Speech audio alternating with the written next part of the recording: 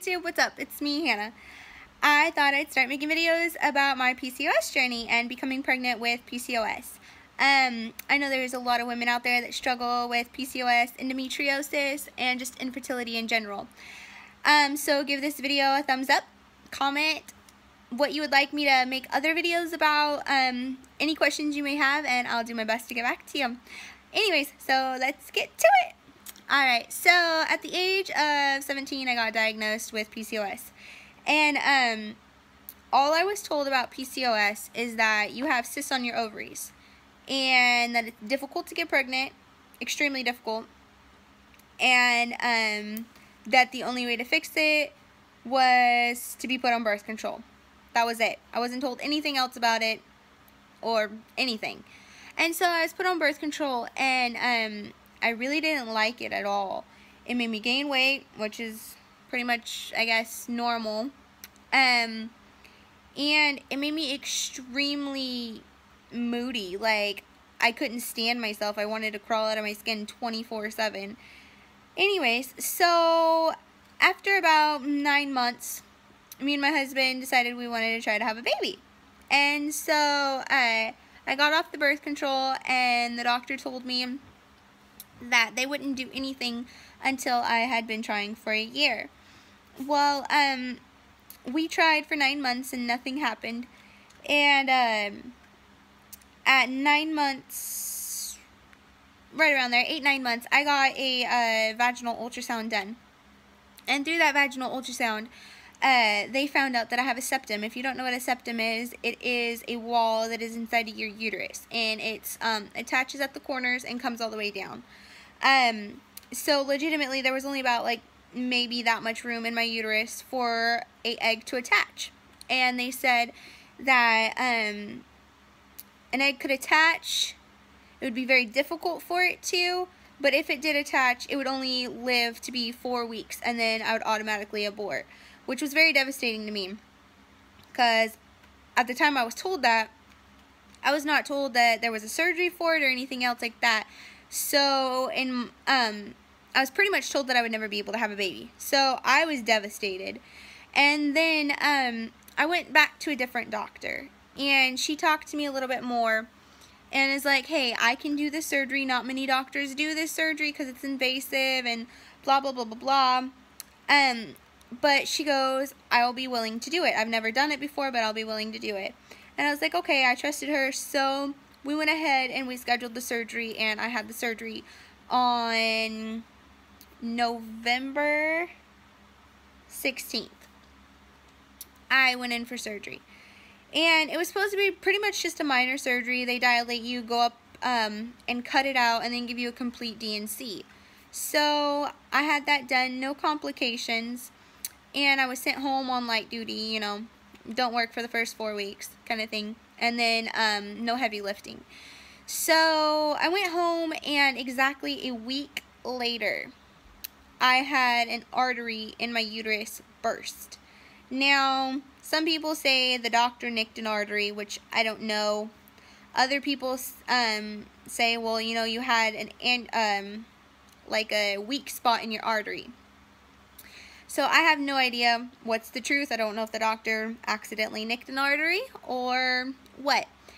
But the night before Thanksgiving, me and my mom were about to start cooking pies, you know, making desserts for Thanksgiving. And my husband and Dad had just left to go do something. And I was standing in the living room talking to my mom, and I started to hemorrhage like nobody's business. It was, you heard a pop, and then blood just started pouring. I mean, gushing. I dove for the bathroom, and it was like, I'm not exaggerating when I say this, you turn on a water faucet, that's how fast the blood was coming out. And it was just coming and coming and coming and coming and coming and coming, and it would not stop. And my mom called my husband in and is like, hey, you guys got to get back here now. I didn't want to go in an ambulance. So my dad and husband took me to the hospital. Well, I was laying down with my feet up, so I guess it put pressure. I clamped down on that artery, which we didn't know it was an artery at the time. and it put enough pressure on that to subside the bleeding a little bit. And so by the time I got to the hospital, I wasn't gushing blood anymore. And, you know, ER's on skeleton crew, yada yada. I get in there, the doctor was a jerk. Major jerk. He was like, he didn't really want to deal with it, but, you know, he checked me out. And, he took forceps, which, mind you, I just had surgery the week before. It was exactly to the day a week. He took a speculum and put that in me, and then took forceps and got out all the blood clots. And then after that, he took a suctioner. I don't know what it's called, but it's that box on the wall with that long tube. He took that and he suctioned me out, which hurt terribly. And he got all the excess blood that was in my vaginal canal and all that kind of stuff. He sucked that out. And then he sent me in for a vaginal ultrasound. Well, on the ultrasound, they couldn't find where the bleeding was coming from. And they're like, well, at the moment, you're not hemorrhaging, so we're just going to let you go, you know. So I came home, and I walked from the car to my front door. And when I got to my front door, honey, let me tell you, it was like the floodgates opened up. And it was nasty. At that point, I was shooting blood. I mean, I was sitting on the toilet and blood was spraying the wall. Seriously, it was spraying the wall and the floor. My mother was covered in blood. My husband was covered in blood. It was a very nasty, gory sight. And at that point, I was freaking out because I'm like, oh dear God, I'm going to die. And, because you would hear this loud pop and a huge blood clot would come out, and then I would just start spraying blood. And the hospital told me, if this happens again, don't sit on the toilet. So, I laid down on the bed, but as soon as I laid down on the bed, I soaked through 2 pads, underwear, a skirt, and 2 chucks. I soaked down to my bed and got blood on my bed. That's how bad it was. I know, you know, exaggeration, people think, but before God, that's how bad it was. And in 30 minutes, I lost all but a half a pint of blood in my body, because the stem of blood would not stop. And what happened is I couldn't, because my body was going into essentially labor. Because when you start bleeding that bad, your uterus starts clamping down and having contractions to try to stop the bleeding.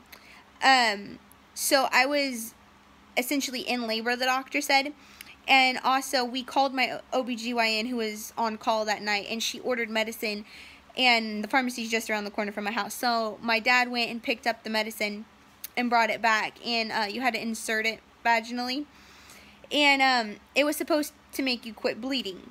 Well, it also simulated labor. So my entire, like, my stomach, my back, I've never had a baby, but I guess I know what labor feels like because my entire body was racked with contractions. And my mom was sitting there, like, trying to coach me through breathing, but with the blood everywhere and the pain and being scared to death, I couldn't concentrate on breathing, and the pain was like keeping me from being able to catch a deep enough breath.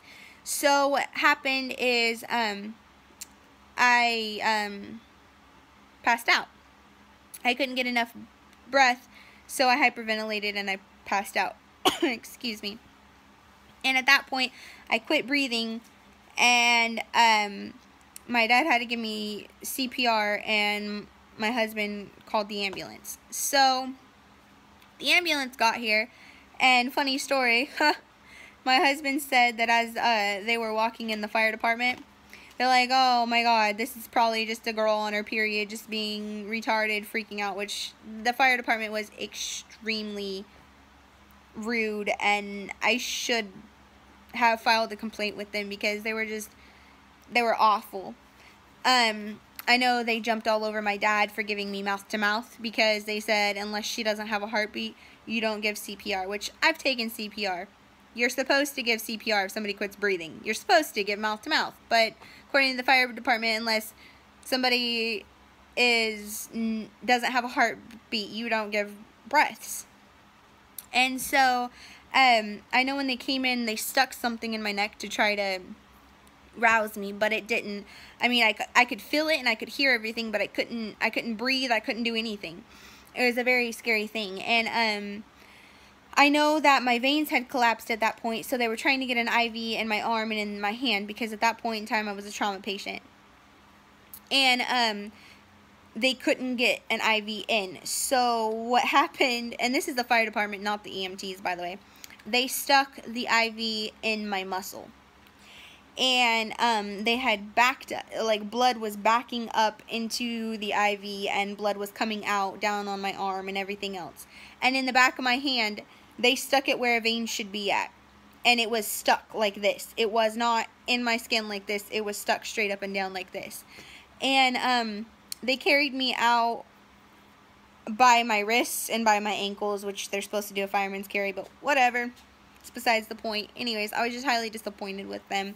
And how I know that they did all this stuff is because my mom and husband told me. Anyways, I woke up in the ambulance in transit. And I was begging the EMT. I was like, dude, can you please take these IVs out? I said, they're killing me.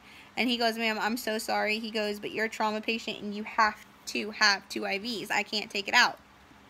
And I was like, well, then can you do something? Because I've never had an IV hurt this bad in my life. And he looked at them because he was busy, like, getting my vitals. And, you know, well, they're super busy when you first get in there.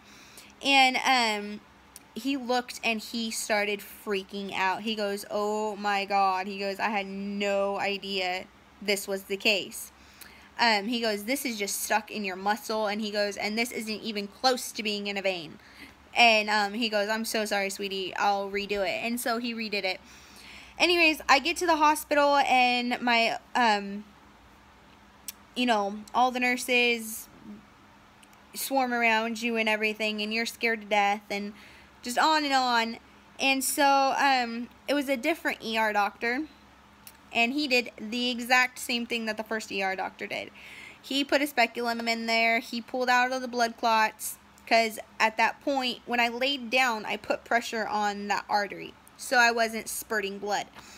But I was still bleeding. Like, it wasn't as bad as it was, but I was still bleeding, but just slower. So, he sucked all the blood out of me. And took the forceps and got all the blood clots out. And then sent me for another vaginal ultrasound, and they got the same results of nothing. But my OBGYN was on her way in, and she's like, there's something going on because you should not be bleeding this much and it being projectile and everything else. Well, I went in that night for emergency exploratory surgery, and they couldn't find anything. She's like, I can't find where it's at because they didn't cut me open, they just went in vaginally. And they couldn't see anything that way. And so I had that surgery, and then the next day was Thanksgiving, and they were on major skeleton crew. A different OBGYN was on call, and that next day I started bleeding again pretty bad. Not as bad as before, but I was starting to lose a lot of blood that I didn't have again, and I was starting to panic. And she called a different hospital, and she goes, look, we are on skeleton crew, we're just a little hospital, you are a trauma patient, you need to be in a trauma hospital. So I got transferred over to a trauma hospital, and at that point I got a whole bunch of other testing done. I don't remember it all, but eventually what they found out is that I had an arterial bleed. So I had an interventionalist radiologist come in and talk to me, and he's like, look, I can do a surgery on you, or we can do a hysterectomy. He goes, that is your 2 options. You are 19 years old. He goes, I don't think you want to go the hysterectomy route because you're trying to have a baby. He goes, but I just want to let you know what we're going to do is we're going to go in and we're going to put balls and corkscrew things in your artery to kill it, essentially, like block it off. And he goes, and it will kill the left side of your uterus. So he goes, I just want to let you know that 90% of the time women come out of this 100% infertile. He goes, but there is a 10% chance that you can come out and be fertile. So he goes, I'm going to let you talk to your family. He goes, it's highly life-threatening. He goes, because you are bleeding out as is. He goes, we're going to go in through your main artery. And we're going to go through your veins with wires. And he goes, your body can have major reactions to it. It can cause you to have a massive stroke. It can cause you to have a massive heart attack and die. It can cause you to start bleeding really bad again. And he goes, and also there's this huge risk of when you come out of surgery that you have to lay 100% still for 6 hours. Like, you cannot move anything except for your arms. Sorry, I'm scratching my nose. Allergies, it itches. Sorry. Anyways, and he goes, because that artery has to form a clot. And if that clot doesn't form, you'll spring another bleed and you'll die. So, me and my husband talked, and we decided to do that, because that was the only sensible thing. I mean, like, I don't want to have a hysterectomy at 19. I mean, that's just ridiculous. So, I had that, and it worked, thank God. But after the 6 hours was up, I went completely numb on my left side. I could not move anything. I went extremely hot, and then I went freezing cold. And at that point, I couldn't move any part of my left side at all. Like my feet, nothing. I couldn't feel anything, couldn't move it. And they thought I was having a stroke. So it was still really dangerous, because I wasn't fully out of the woods from the 6 hour mark. I think it was coming up on 6 hours, but not quite. And so they rushed me down for an emergency MRI. Well, before they did all that, when I went hot and cold, the nurse came in, and because my mom called the nurse, and she's like, something's just not like really right with her. I guess because I wasn't really responsive or anything else like that. And I tried to move, I couldn't, and the nurse walked out and hit the crash button to call the emergency crew in to try to figure out what's going on. And when she did that, I passed out again. And they had no idea what was going on with me, because my vitals were freaking out. So, long story short is, I go in for the emergency MRI, and they said that I wasn't having a stroke, but they had no idea what was actually going on with me. And I think it took 42 hours for the feeling in my body to come back before I could start moving. But the next morning I could start moving a little bit, and then it took a whole other day before I got all the feeling back and the movement back. So nobody knows what happened there. And I had to get 2 transfusions of blood. They were going to give me 3, but the hematologist oncologist said, hey, you know, I don't want to give her 3 units, because I want to see if her body will start kicking in and start producing its own blood. And so I got 2 units of blood, and I got 2 units of iron. I got a unit of magnesium, calcium. I don't even remember. I got so many different bags of things, because I didn't have anything left in my body. And anyways, oh yeah, I could not go pee either. I couldn't empty out my bladder at all. I could not urinate. So I had to get a oh my goodness, a catheter. Sorry, I couldn't think for a second. So I had to get a catheter, and they had a heck of a time trying to get that in, because for some reason, I guess I was so swollen and stuff. I don't know, but my body was going crazy, and it took them 3 different doctors before they could get it in. It was very traumatic. But anyways, a week later, my I had stabilized pretty much 100%. And they're like, okay, you can go home, just you can't do anything. And so I got discharged from the hospital, and the OBGYN that discharged me was like, I just want to let you know that I don't think you're 100% infertile. He goes, you're young, And he goes, I don't know. He goes, other than you having PCOS, you're a healthy person. He goes, so just keep your fingers crossed. And he goes, I think you won't be infertile. So thank God for that. So I was told a bunch of different things. One OBGYN told me that I could not get pregnant for 24 months because if I did, it would kill me and the baby. Another OBGYN said that I couldn't get pregnant for 18 months because my uterus could not handle it.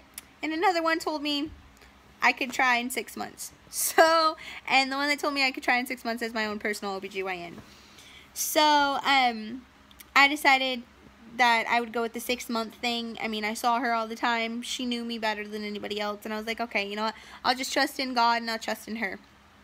So, right now, moving forward, we are at the 6-month mark. And I'm happy to say that I just took my first round of progesterone and Clomid. And I find out on Friday, but I don't think that I am. I know that they said that it would probably take somewhere between 3 and 9 months for me to get pregnant. So I guess they're not gonna change the dose for 9 months. I don't know if I don't show up pregnant, they're gonna wait 9 months before they change anything. Just to, I guess, kind of see what my body is doing on different things like that. But she said it's highly unlikely that I get pregnant on the first round, just simply because my body doesn't ovulate and we're trying to get my body back and working again. I will say that the progesterone and the Clomid made me very emotional. I don't know if it's because I'm just scared because I don't know exactly what's going to happen. I don't know if it's because I kind of have, I know this is really bad to say, but I'm kind of scared to death I'm going to get pregnant and the same thing is going to happen again. Because they told me if I would have been pregnant, that I would have died. Like, there you go, within 30 minutes, you would have blood 100% out and you and the baby would have died. And they go, even if it would have taken longer than that, we could not have saved you. I guess because when you're pregnant, you have a lot more blood flow to your uterus, and so you can bleed out a lot quicker. Anyways, so I know I took the progesterone for the 10 days, and I was okay. I was just kind of emotional a little bit. And then I started the Clomid. And let me tell you, the first day I started the Clomid, I don't know if it was mental. I don't know if it was the medication. I have no idea what it was. But I bawled my eyes out all day long. I made breakfast, I cried. I made the bed, I cried. And I'm not a person that cries very often, very easily. You know, it takes a lot to make me just sit down and bawl my little eyes out. But let me tell you, honey, I bawled and bawled and bawled my eyes out. And I know during the days that I was on it, I was very emotional. And I guess that makes sense because it's hormones and also just the whole trauma of everything. But yeah, that's kind of where I'm at right now. I know I've been off of it. Today is my 23rd day of my cycle, of the whole entire cycle. And I know on the 25th day you go in for a pregnancy test, blood work, and then if you're not pregnant, they start you back again. So yeah, this is kind of just like an introductory video with a whole lot of back history.